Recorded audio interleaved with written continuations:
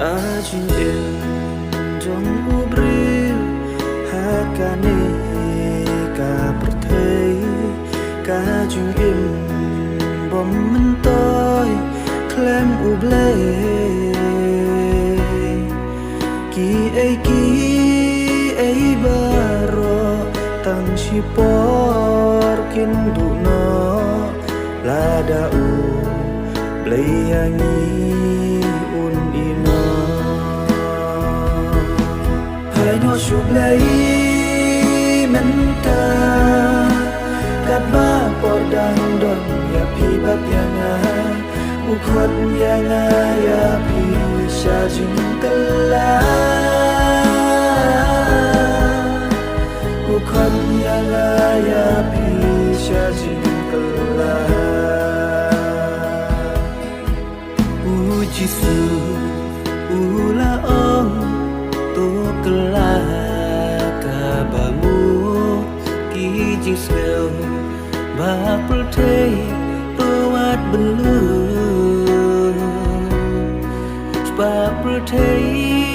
to bread no hu jisu in yes no dan hau ka jing in bangin yo hai no shublai menta kat ba por dang don ya pi bat yanga u khot yanga ya pi sha jing kala u khot yanga ya pi sha jing kala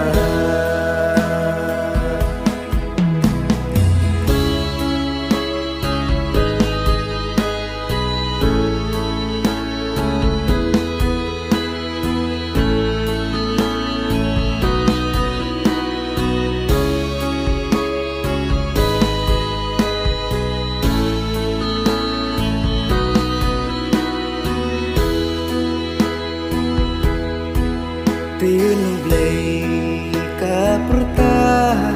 huntuan pasyana tigukle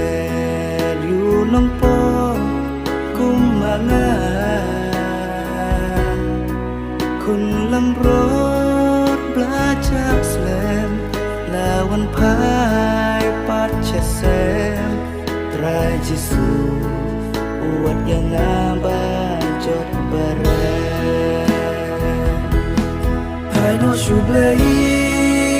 menta kat ba por dang don ya pi bat yanga u khot yanga ya pi sha jing kala